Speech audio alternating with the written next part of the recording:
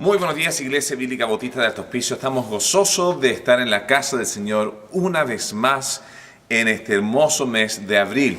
Desde el comienzo de este año habíamos tomado el desafío de abarcar el tema del libro de Primera de Juan, un libro que en sí mismo es bien desafiante porque Juan está escribiendo de una manera mucho más práctica y menos teológica, se podría decir, que lo hace Pablo.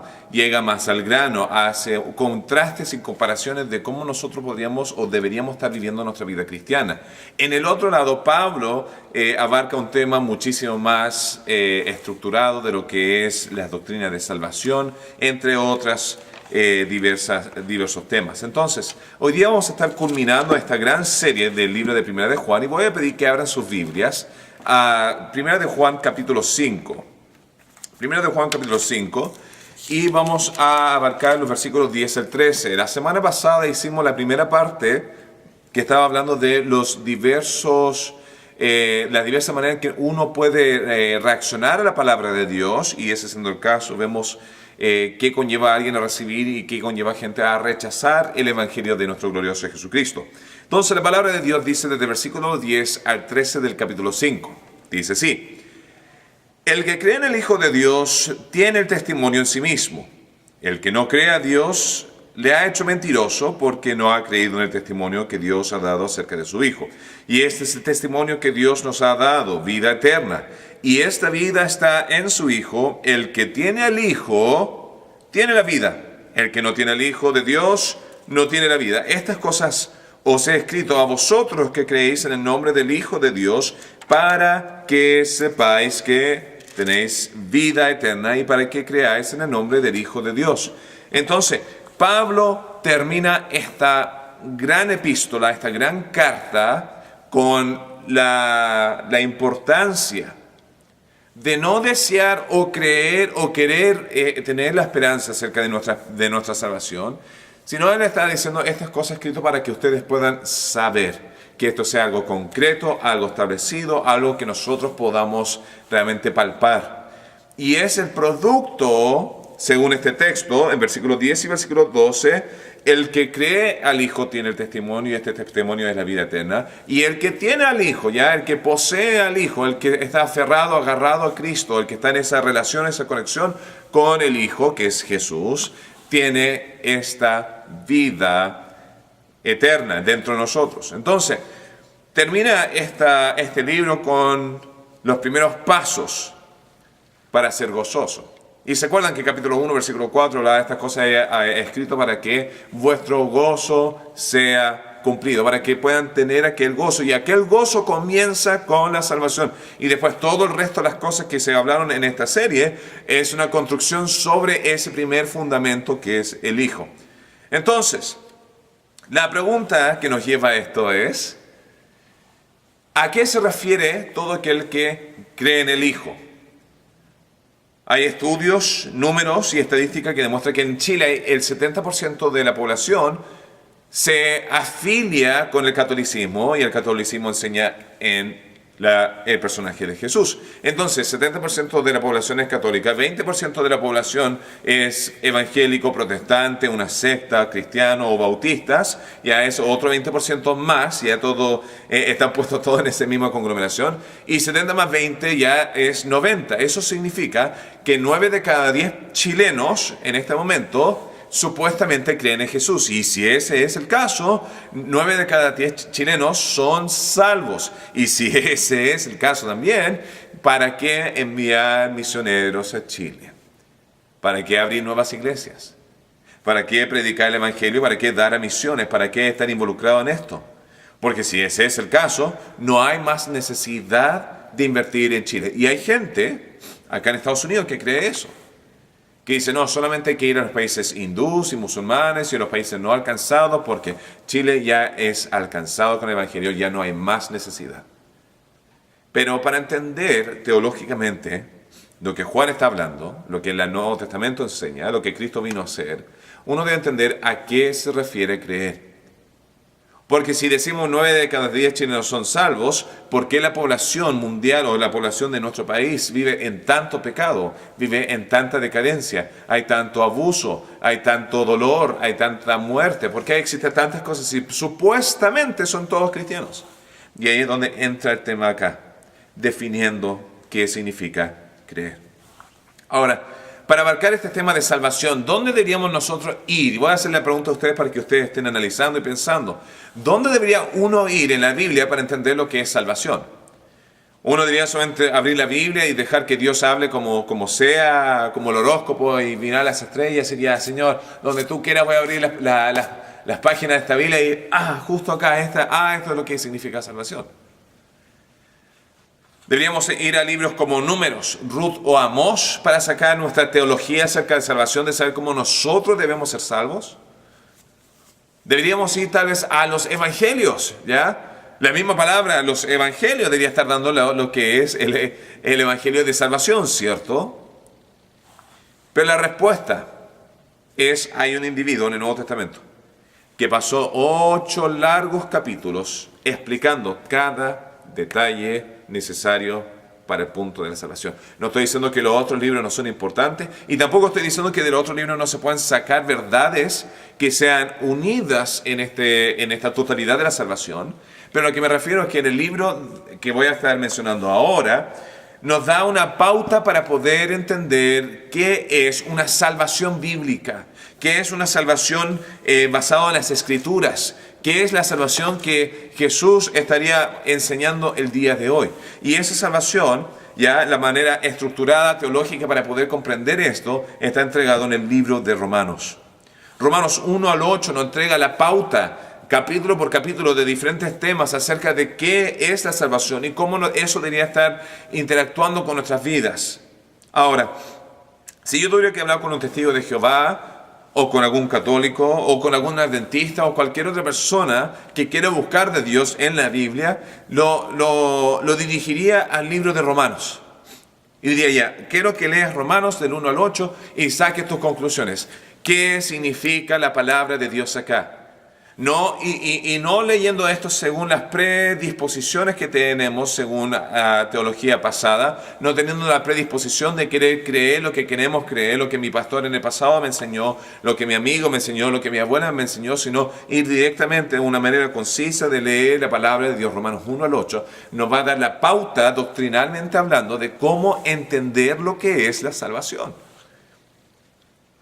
Ese siendo el caso, vamos a abordar el libro de Romanos y el resto del estudio del día de hoy va a ser concentrado en esto porque para poder creer y para tener Cristo debemos hacerlo de una manera correspondiente y el libro de Romanos nos va a dar esa pauta.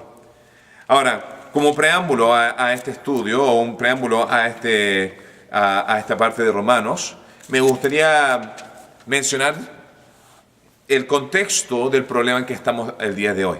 El contexto que tú y yo vivimos, sea en Estados Unidos, sea en Chile, sea en Alemania, sea en Siria, donde sea en el mundo, cada ser humano cae en este mismo contexto, en el mismo problema. Ahora, hay 3 elementos acerca de Dios que son indispensables poder establecer según a través de la Biblia para que nosotros podamos entender dónde estamos nosotros en relación a Él. Número 1, entendemos que Dios tiene fortaleza, tiene poder, tiene grandeza. Ese es el primer punto, ya acerca de Dios. Esto se llama su omnipotencia. Dios todo lo puede. Dios es omnipresente, en todo lado está. Él es omnisciente, Él todo lo sabe. Y en su poder, en su majestad, Él creó todo el universo y siendo el creador de todo el universo, también es dueño de todo el universo y puede hacer lo que bien le plazca. Te guste a ti o no, me guste a mí o no. ¿Ya? Dios es el dueño y mucha gente no les gusta ese concepto porque vivimos en un mundo occidental donde hemos autoexaltado al hombre a tal nivel en el secularismo donde el hombre es el Dios del universo, el hombre tiene derecho de hacer lo que él quiera, el hombre es el centro de toda existencia. Nos hemos hecho etnocéntricos en nuestro pensamiento, egocéntricos en nuestra manera de vivir y todo se basa acerca de mí mismo. Pero ese es un choque con respecto a la primera verdad de que Dios es dueño de todo. ¿Por qué? Porque Él todo lo crea, todo lo puede y todo lo hará. El segundo concepto es que Dios en su carácter es un Dios bueno. ¿Ya? Entonces Él es dueño, Él puede destruir esto si es que quiere, pero no lo va a hacer porque Dios es un Dios bueno.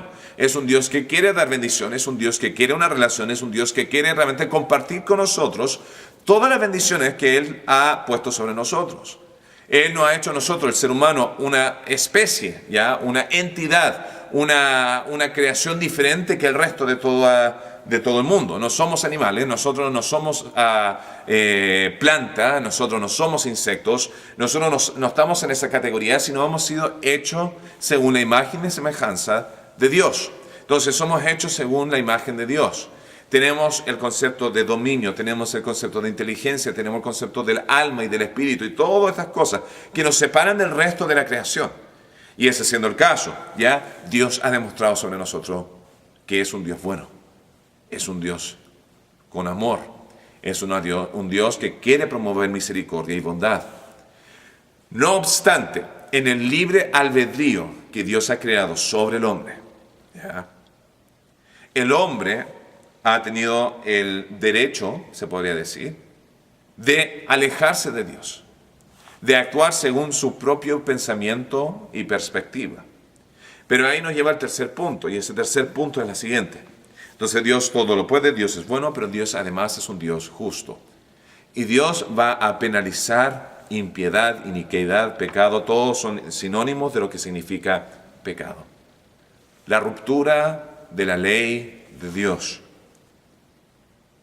Entonces, estamos nosotros, toda la humanidad, bajo la presencia de Dios, donde Dios va a venir a juzgar esta tierra. Incluso Hebreos 9:27 habla acerca de que ha sido establecido para que cada hombre viva una sola vez y después de esa una vida que tenemos, muramos y después de la muerte física de esta vida, nos presentemos ante Dios en un juicio. Sea un juicio que va a ser para vida eterna o un juicio que nos va a llevar a la separación de Dios eterna en el lago de fuego. Esto es el infierno. Entonces esas son las dos realidades que nosotros tenemos, infierno o cielo. Vamos a estar ante la presencia de Dios, pero nosotros en nuestra condición estamos en pecado. Entonces ya el juicio está viniendo, es un tema de tiempo y vamos a ver acá, según el libro de Romanos, 4 diferentes maneras en que el hombre está tratando de restablecerse con Dios. Y estos 4 tipos de personajes son personas que en su estado están abarcando diferentes estrategias de poder salvarse de este juicio. Ahora, el tema de pecado es un tema bastante importante que destacar. Tenemos el libro de Isaías, ¿ya? 26:11 que dice: porque he aquí que Jehová sale de su lugar para castigar al morador de la tierra por su maldad contra él. Isaías 13:11, la palabra de Dios dice: y castigaré al mundo por su maldad, y a los impíos por su iniquidad, y haré que cese la arrogancia de los soberbios, y abatiré la altivez de los fuertes. Salmos 37:38 dice: mas los transgresores serán todos a una destruidos, la posteridad de los impíos será extinguido. Y todo esto es el problema en que está el hombre el día de hoy. Tú y yo, sea el individuo que viva en China o en Somalia o en las islas del Pacífico o en Siberia, en la Antártica o lo que sea, todo hombre será juzgado ante Dios, y si tenemos pecados estamos en gran problema porque Dios viene a lidiar con ello. Entonces Romanos nos va a entregar 4 diferentes individuos de cómo ellos se tratan de acercar a Dios en su condición para ver cómo va a ocurrir este tema del juicio. La primera persona que vamos a estar hablando es el individuo que es agnóstico. Siempre me ha llamado la atención cuando gente intelectual viene a presentarse y cuando se le hace la pregunta de su fe, ellos con gran arrogancia y con gran orgullo, se podría decir dentro de sí, dicen: no, yo soy agnóstico. Y lo dicen como si fuera algún gran mérito, diciendo: yo no soy católico, yo no soy cristiano, yo no soy esto aquí o esto allá, yo soy agnóstico. Ahora, lo que significa eso en el griego es alguien sin es sin en el griego, gnóstico o gnosticismo es conocimiento. Lo que están diciendo es: yo soy alguien sin conocimiento, yo soy ignorante, mira que yo soy bien elocuente. Yo soy una persona muy distinguida, yo soy una persona muy intelectual, porque yo no sé nada. Yo me he declarado que soy ignorante. Ya acá se ve el contraste de la ignorancia de aquella persona que se cree tan intelectual. Ahora, si uno falta a un colegio, quiero que regresen como ilustración a los años que estaban en el liceo, en el colegio, enseñanza básica, lo que sea. Y digamos que un día tú faltas al colegio y en ese día de colegio se entregó un comunicado de que va a haber una prueba y se habla acerca de cuál va a ser la materia que va a estar entrando en la prueba. Y llega el día de la prueba y tú no averiguaste y tú entraste en ignorancia y llegaste ahí en la presencia de la prueba y le dices a la profesora o al profesor: profesor, disculpa, yo no sabía. ¿Cómo va a reaccionar el profesor o la profesora? Bueno, depende. Depende si el profesor tiene misericordia o no, si le cae bien el estudiante o no, y si es que puede o no puede cambiar la fecha de la prueba para aquella persona. Pero hay muchos diferentes factores que pueden cambiar el resultado, pero la pregunta original es: ¿de quién era la responsabilidad de saber? ¿Era la responsabilidad del colegio de llamar al estudiante y decirle: por si acaso mañana o una semana o 2 semanas o 3 semanas va a haber prueba y esta es toda la materia? ¿O era la responsabilidad del alumno?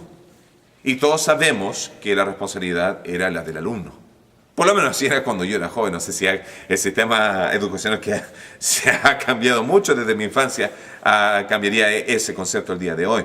Pero el punto principal acá es: el alumno es responsable, pues él fue el que faltó. Hay muchos que creen que si ignoramos nuestra búsqueda de Dios y no tomamos bandos, es decir, yo creo en este Dios, o yo creo en esto aquí, o esto allá, y uno dice: ya, yo no voy a hacer nada, me voy a quedar con los brazos cruzados, que de alguna manera milagrosa Dios va a decir: ¿sabes qué? Porque no buscaste, está bien. Romanos 1, 19 al 20, nos entrega el siguiente concepto. Dice: porque lo que de Dios se conoce le es manifiesto, pues Dios se lo manifestó. Porque las cosas invisibles de Él, lo que nosotros no podemos ver en este momento acerca de Dios, su eterno poder y deidad, se hacen claramente visibles desde la creación del mundo, siendo entendidas por medio de las cosas hechas. O sea, es la creación lo que nos da la evidencia de que existe un Dios. ¿Qué significa eso? De las cosas hechas, de modo que no tienen excusa. El agnóstico, cuando se ponga en la presencia de Dios, diga: es que Dios, no vi ninguna señal, no vi nada aquí, nada allá, no te pude percibir. Dios te va a decir: queda sin excusa. Porque la creación determina de que hay un creador. Incluso si es que fuéramos sinceros acerca de nosotros mismos, los testigos que nosotros tenemos acerca de la Dios número 1, según este texto, es la creación en sí mismo. El detalle, la formación. Uno no tiene que tener una ingeniería en física cuántica para poder establecer de que hay gran diseño en este universo. Uno tiene que abrir los ojos en vez de estar tan llenos de placeres y de diversión y de estar demasiado ocupado y su búsqueda del dinero, y abrir los ojos a esta gran creación que Dios nos ha hecho y establecer y ver que todo esto no pudo ser el producto de una casualidad, sino es el producto de que hay un gran diseñador. Esto lo hizo Dios. Además, si eso no fuera suficiente el tema de la creación, tenemos además el concepto de lo que es la conciencia. ¿Qué es la conciencia? Dentro de nosotros cada uno hemos sido diseñados con un hambre acerca de Dios. Y esto lo vemos claramente al ver cada cultura en el planeta, donde nosotros podemos ver que cada cultura, cada clase étnica, cada conglomeración de personas en un punto u otro, sea actual o en el pasado, tuvo un origen donde tenían una creencia en algo divino. Sean las personas de la India o China o de América o de Europa o de África o todos los continentes, hay un concepto acerca de algo más grande. ¿Coincidencia? ¿Es el producto de evolución que todos creyeron al mismo tiempo de que había algo superior a uno mismo? ¿O era simplemente algo que Dios estableció dentro del hombre que no se puede satisfacer afuera de la necesidad de propósito, de una dirección y de parte de que hay un hambre interno de parte de Dios? Lo puedes luchar todo lo que quieres. Puedes negarlo todo lo que quieres, pero tú sabes internamente que hay un hambre dentro de ti de Dios.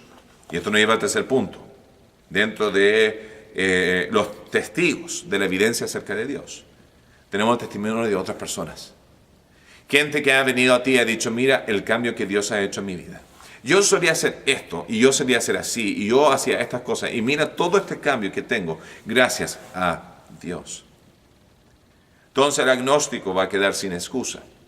El segundo grupo de personas que vemos en Romanos es aquel que es el ateo. El ateo, podemos declarar que el ateo es uno que niega querer creer en Dios.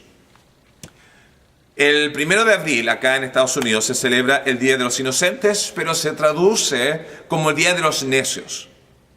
Y en este año en específico, cada año el Día de la Pascua de Resurrección cae en un domingo diferente. Ambos días cayeron en el mismo domingo. El domingo de la Resurrección y también el Día de Todos los Necios. Entonces me acuerdo yendo a la bencinera, y en la bencinera un joven, al final de todo, me dijo, feliz Día de Resurrección. Y yo le sonreí y le dije, qué gracia. Y antes de poder seguir hablando, yo dijo, broma, Día de los Inocentes, Día de Todos los Necios, tratando de realmente comprobar o publicar el hecho de su ateísmo. Ahora, antes que él pudiera seguir mofándose acerca de Cristo, yo dije, para mí este es un día glorioso, porque yo soy cristiano. Yo sé a dónde yo voy. Ahora, en Salmos 14:1 dice la palabra de Dios, dice el necio en su corazón, no hay Dios. En esencia, habíamos los dos, la persona de la bencinera y yo, celebrando dos días diferentes. Yo estaba celebrando la resurrección de mi Cristo, mi Señor, el que me está trayendo la salvación, el cual me va a dar acceso a toda la eternidad. Y la persona que estaba a mi lado estaba celebrando el día de su necedad, donde estaba proclamando su ateísmo, donde él va a tener que dar cuentas a Dios. Ahora, Romanos 1:21-23 habla acerca de cómo es originario este concepto del ateísmo. Dice, pues habiendo conocido a Dios, no le glorificaron como Dios, ni le dieron gracias, sino que se envanecieron en sus razonamientos, y su necio corazón fue entenebrecido. Profesando ser sabios, se hicieron necios, y cambiaron la gloria del Dios incorruptible, en semejanza de imagen de hombre, corruptible, de aves, y de cuadrúpedos, y de reptiles. Y acá está hablando acerca de que el hombre, en su origen, sea todas estas otras naciones, los paganos, los griegos, los indios, los chinos, los egipcios, todos estos grupos étnicos, cambiaron la gloria de Dios que conocieron en los tiempos de Noé y fueron distorsionando y diluyendo el concepto de Dios y se envanecieron en sí mismos y empezaron a autoglorificarse a sí mismos y empezaron a glorificar a la creación y cambiaron la gloria de Dios y se fueron en el paganismo. Ahora, el día de hoy en el mundo occidental podríamos ver un paralelo. Porque si tú vives hoy día acá en Chile o en Latinoamérica, por los últimos siglos, la influencia católica, lo cual era algo cristiano, la influencia de la Biblia, lo cual era algo presente, estaba en la cultura en general. Creíamos en un Dios y en su Hijo Jesús. Pero, tomando ese concepto, no glorificaron a Dios como correspondía y se han envanecido. El día de hoy hay mucha gente que es atea, porque han desechado lo que Dios le ha entregado, ese conocimiento de Dios, y han ido tras sus corazones perversos y malvados. En Romanos 1 habla acerca de lo que Dios hizo con aquella persona. Versículo 24 dice que fueron entregados a la inmundicia. En versículo 26 dice que Dios lo entregó a pasiones vergonzosas. En versículo 28 Dios lo entregó a una mente reprobada. Y vemos que Dios lo soltó. Dios lo tenía para cuidar, Dios lo tenía para enseñar, Dios lo tenía para amar, Dios lo tenía para encaminar. Y ellos se desviaron de Dios y Dios los entregó a sus placeres, a su concupiscencia, a sus malos pensamientos, a una mente reprobada. Y en versículos 29 a 32 da una larga lista de todos los tipos de pecados que ellos cayeron. Pero ¿qué va a pasar sobre estas personas? ¿Qué va a pasar sobre el ateo que dice, yo declaro no creer en Dios? En contra de su propia conciencia, en contra de la evidencia de la creación, en contra de aquellos que le están testificando acerca de las cosas maravillosas que Dios ha hecho a través de la Sagrada Escritura. La Biblia dice en versículo 18, porque la ira de Dios se revela del cielo contra toda impiedad e injusticia de los hombres que detienen con injusticia la verdad. Juicio vendrá para arrasar con todo eso. Entonces, esos son las dos primeras personas. La tercera persona. La tercera persona vemos en capítulo 2 en adelante. Y esta es la persona religiosa, la persona moral. La persona religiosa es aquella persona que a través de su mérito propio está tratando de agradar a Dios a través de sacrificios y un sinfín de otras prácticas. La persona moral es el que dice, Dios, yo estoy tratando de agradarte a ti al ser bueno con todo el resto de la humanidad. Pero los dos tienen este concepto unido que es, yo quiero ofrecerle algo a Dios. Yo voy a entregarle a Dios lo que yo tengo, lo que yo poseo para agradarle a Él. Ahora, yo te voy a poner en esta situación. Digamos que a ti te invitan al cumpleaños de Farcas y solamente invitas 5 personas y el cumpleaños va a ser televisado. Y tú disfrutas de todas las grandes cosas que Farcas puede hacer en su cumpleaños y llega finalmente el momento del cumpleaños de abrir el regalo. Y tú estás ahí con los otros 5 individuos y ahí están las cámaras sobre ti, sobre el regalo que le vas a entregar. Y yo le hago esta pregunta, ¿qué puedes tú ofrecer o qué puedo yo ofrecer a este hombre que él tal vez ya no tenga, que él no pueda comprar, que él no pueda poseer, que él no puede ir y tener 1000 de lo mismo? ¿Le vas a dar una bandera del estadio, lo cual él compró? ¿Le vas a comprar un auto? Tal vez él sea el dueño de todos los autos que se venden, los Mercedes de Santiago, no sé. ¿Qué tienes tú que ofrecer a un hombre que ya lo tiene todo? Y uno podría decir la Biblia, ya, pero es un punto aparte. Pero yo estoy diciendo, según tu mérito, según tus recursos, según tu dinero, ¿qué puedes tú comprarle que él no tenga? ¿Cuánto más a Dios? ¿Qué puedes tú ofrecer a Dios a través de ti mismo que Él ya no tenga, que Él ya no posea, que Él no pueda crear, que Él no puede tener? Y la respuesta es nada.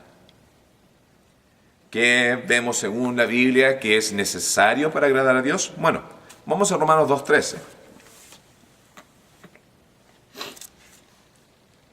Dice, porque no son los oidores de la ley, está hablando de los religiosos que aprenden mucho y apuntan el dedo a todos, los justos ante Dios, sino los hacedores de la ley serán justificados.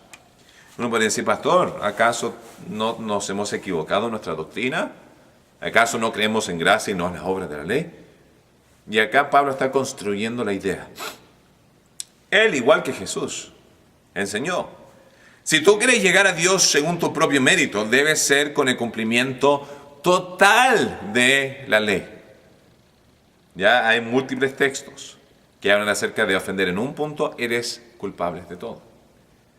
Jesús habló acerca de que si tú quieres llegar al cielo por tu mérito tiene que ser superado lo que son los fariseos, que era el grupo de personas más dedicada en el Nuevo Testamento, dentro de su hipocresía, pero cumplían, según su perspectiva, todas las normativas y el reglamento de Dios, y así ellos se llenaban de soberbia y orgullo y arrogancia. Pero acá está diciendo, son los cumplidores de la ley. Ahora te hago la pregunta a ti específico, ¿has cumplido 100% la ley de Dios, sí o no? Bueno, cuando yo era pequeño, culpable. Bueno, es que una mentirita blanca, culpable. No, es que yo robé un lápiz cuando chico, culpable. Culpable, culpable, culpable. Entonces no has cumplido la ley. Incluso Romanos 3:10 dice, como está escrito, no hay justo ni aún uno. ¿Qué tal mi abuelita que era muy buena? Era muy dulce. Culpable. ¿Qué tal mi compañero Canuto que nunca se mandaba ningún condorazo? Culpable. ¿Qué tal Madre Teresa de Calcuta, que entregó su vida hasta la muerte por la obra misionera que tenía en la India por los niños que eran huérfanos? Culpable. ¿Qué tal el Papa Francisco? Culpable. ¿Qué tal Teresita de los Andes? Culpable. ¿Qué tal María, Madre de Jesús? Culpable. La Biblia dice que todos han pecado.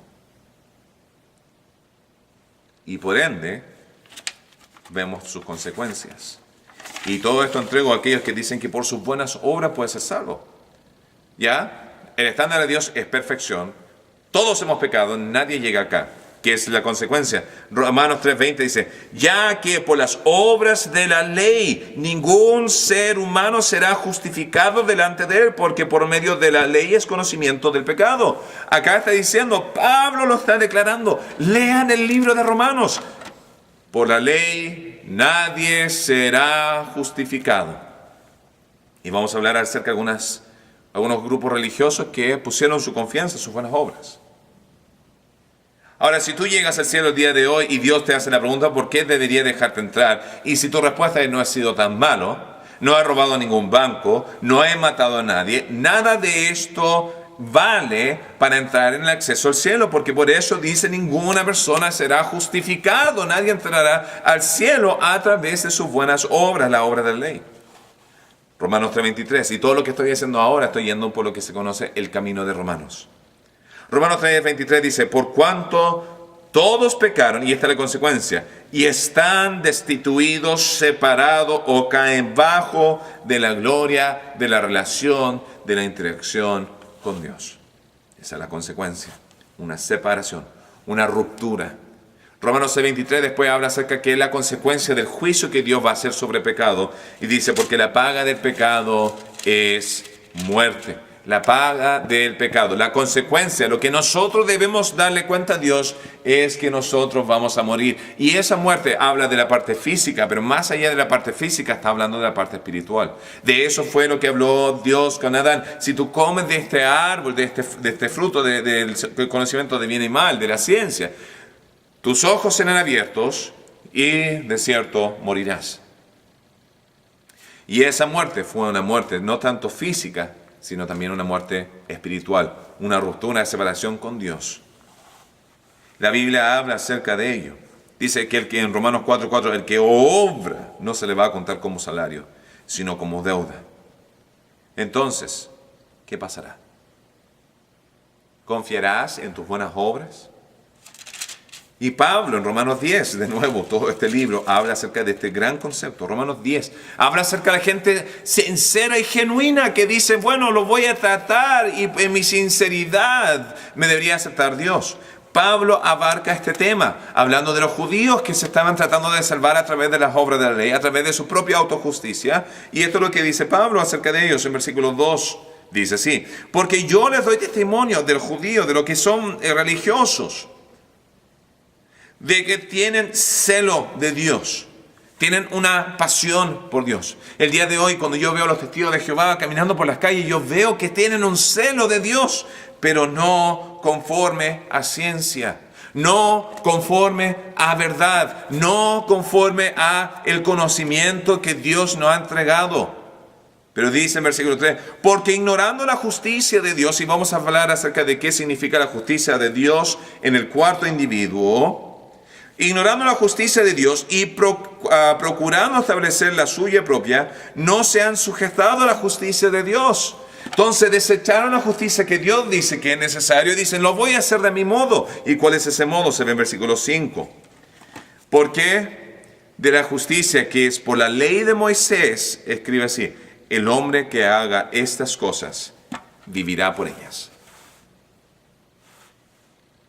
Si tú tratas de llegar al cielo a través de tu propio mérito, la Biblia, según Pablo, Romanos, leen Romanos. Olvídate de todo lo que yo tenga que decir y léelo por ti mismo. Pero Romanos dice acá que la ley enseña, haz esto y vivirás por ello. Y esa es la justicia del hombre, desechando lo que Dios ha pedido. Ahora, uno podría decir, no, es que tuve sinceridad. No, es que lo hice porque pensaba que iba a funcionar así. Fui genuino. Ahora, en un mundo real, en un mundo, yo puedo ser lo más sincero en el mundo y pelear cáncer tomando vitamina C. ¿Voy a vencer? ¿Pasará algo? Yo puedo ser lo más sincero en el mundo y puedo ir y pelear contra ISIS con bombas de aguas. ¿Lograré algo más que simplemente tal vez mojar o darle un chapuzón a uno? Puedo ser la persona más sincera en el mundo y tratar de construir el edificio más grande con caja de fósforo, con palos de fósforo, pero cuando venga el terremoto, ¿se mantendrá firme? Si toda la vida tiene consecuencias, ¿es sinceridad algo que salvará al hombre de algo que Dios sacrificó tanto para salvarnos, sacrificó mucho para informarnos, y nosotros no quisimos escuchar, sino nos cerramos nuestra mente para pensar que mi forma es mejor. ¿Será nuestra sinceridad suficiente? Por favor, no piense que yo vengo acá a juzgar, a apuntar el dedo, sino mi corazón es roto, porque no quiero que nadie termine esta vida y no llegue al cielo.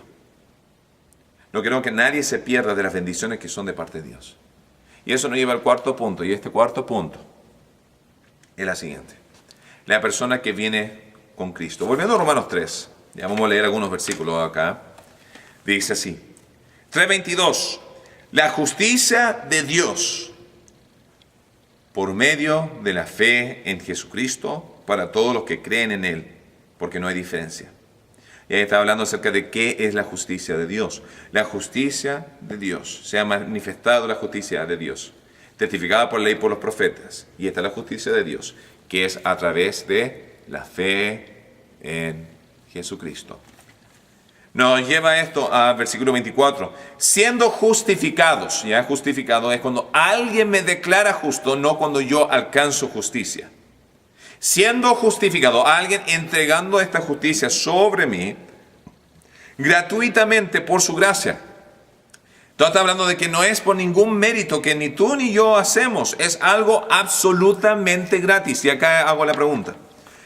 Si la salvación de nuestras almas fue a través del precio de la sangre de Cristo en la cruz del Calvario, y el mérito para alcanzar eso es a través de fe, lo adquiero cuando se me ha entregado, cuando yo lo he pedido a través de fe, no por las obras de la ley, sino por la fe, ¿será mérito, obras o la ley un concepto que me lo va a remover de mí, sí o no?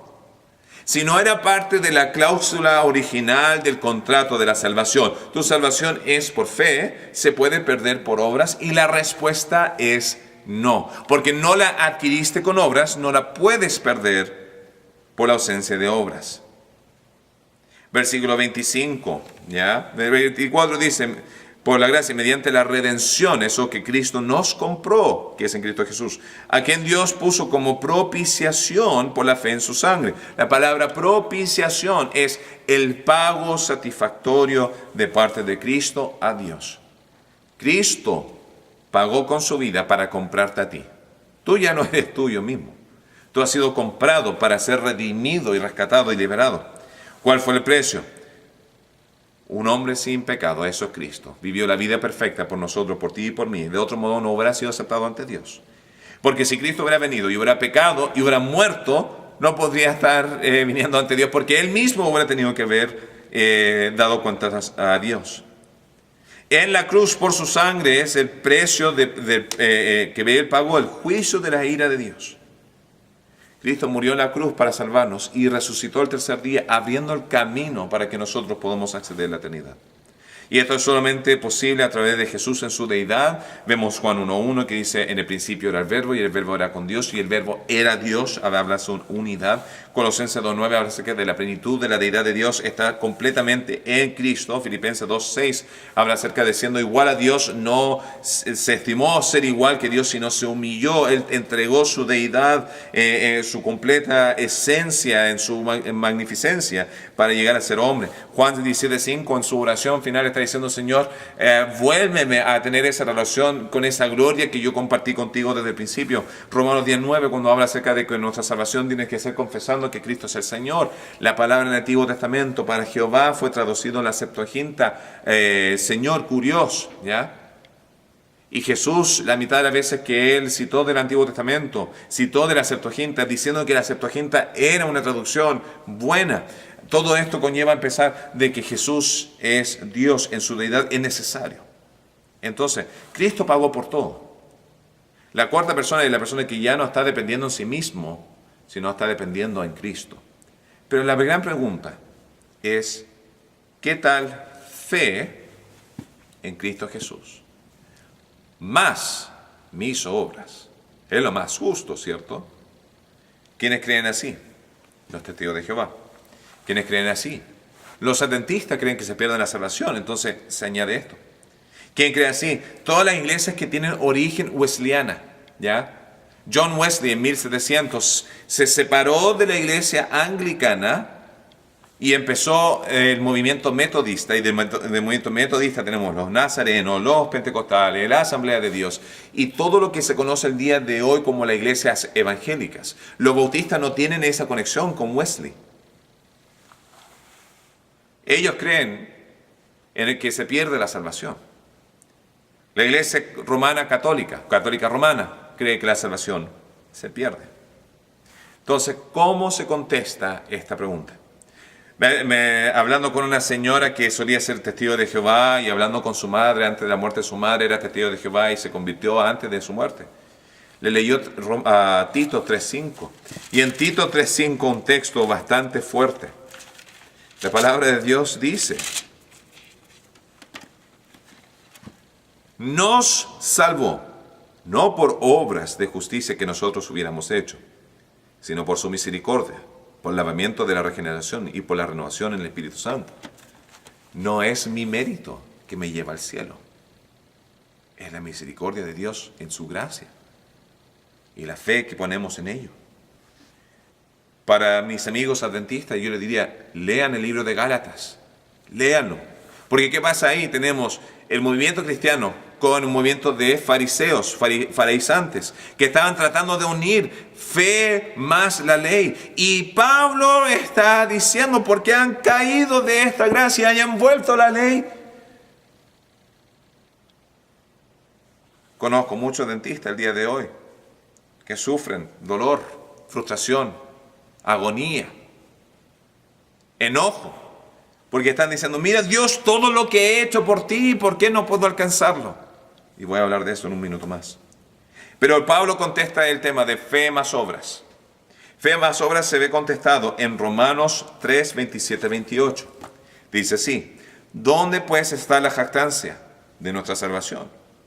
Queda excluida. ¿Por cuál ley?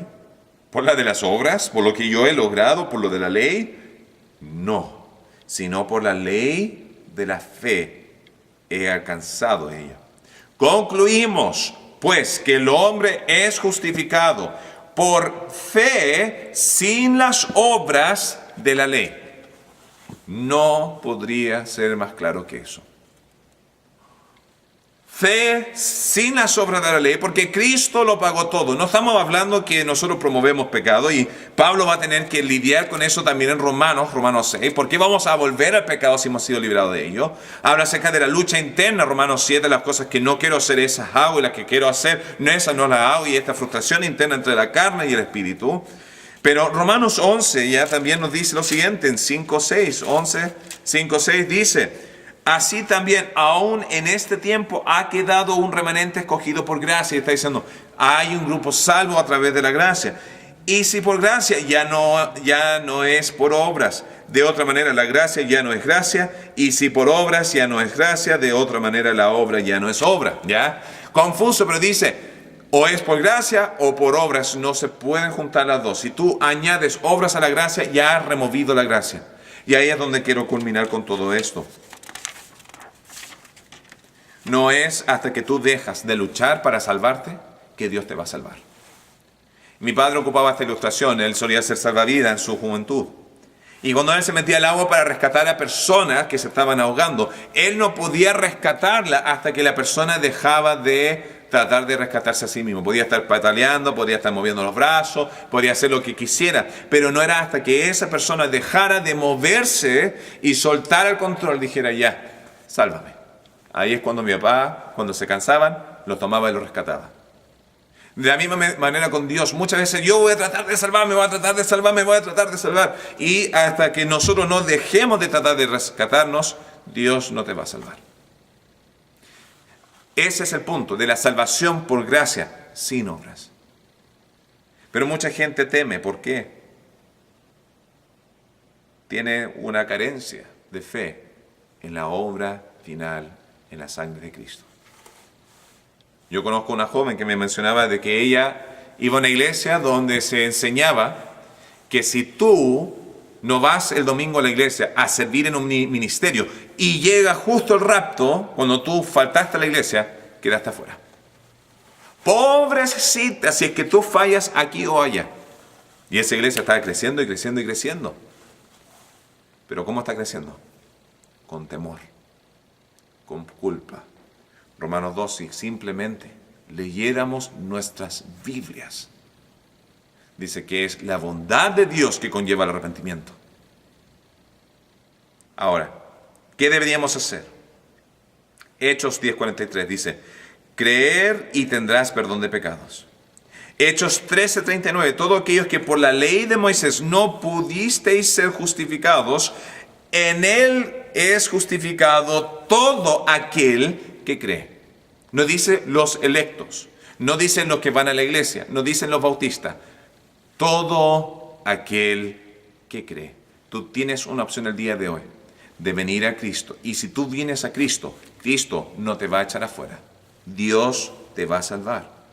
Creer, creer. Hechos 17:30 manda a todos los hombres en todo lugar a que se arrepientan. Y esto es un cambio de pensar. Y el cambio de pensar es de que tú no te estás salvando a ti mismo, sino has cambiado tu forma de pensar. Eso significa arrepentimiento, un cambio de pensamiento, donde tú sabes lo siguiente. Tú sabes que debemos venir a Cristo, solo a Él, y nadie más. Es el único que te va a salvar. Y poner nuestra confianza en lo que Él hizo y no en lo que nosotros mismos hemos hecho. Debemos reconocer que no nos podemos salvar a nosotros mismos. Debes clamar a Él que te salve y pedir que Él entre en ti. Al aceptarlo a Él, Él te salvará. Juan 1:12 dice, a los que le recibieron, a los que creen en su nombre, les dio potestad de ser hechos hijos de Dios. Y acá es donde vengo y termino todo, con esta serie de primera de Juan. Cuando viene este tema de salvación, muchos chilenos dirían el día de hoy, Jesús es el Salvador, Jesús es el Salvador, Jesús es el Salvador. Pero su creencia es que Jesús es Salvador de todo el mundo. Dios quiere que sea el Salvador de tu vida personal, donde ya no estás confiando en algo ajeno, que no estás yendo en tu propia caminar. La Biblia dice, cuando tú eres salvo, cuando tú aceptas al Señor, en ese momento el Espíritu Santo viene dentro de ti. No se va a manifestar hablando en lenguas, como ocurrió al principio de la iglesia. No se va a manifestar cayendo, dándote vuelta en risa. No van a venir profecías, no van a venir sanidades. Eso eran todas cosas para establecer la Biblia, para que el mensaje, que es lo principal, no la manifestación, sino el mensaje, pudiera tener peso. De decir, esto verdaderamente de Dios. Pero con cientos y miles de años que han pasado, hemos llegado a un punto donde el mensaje es todo lo que nosotros necesitamos. El Espíritu viene dentro de nosotros y nos lleva a toda verdad. Y nos lleva a acercarnos a Cristo. Y nos lleva a ser regenerados. Y nos lleva a un nuevo caminar. Y esa es la vida que Dios quiere. Todo comienza con salvación. Ese es el comienzo del cumplimiento del gozo. Pero al aplicar el resto de toda esta serie que hicimos en este libro, lo va a culminar. Que el Señor les bendiga. Tengan una bonita tarde.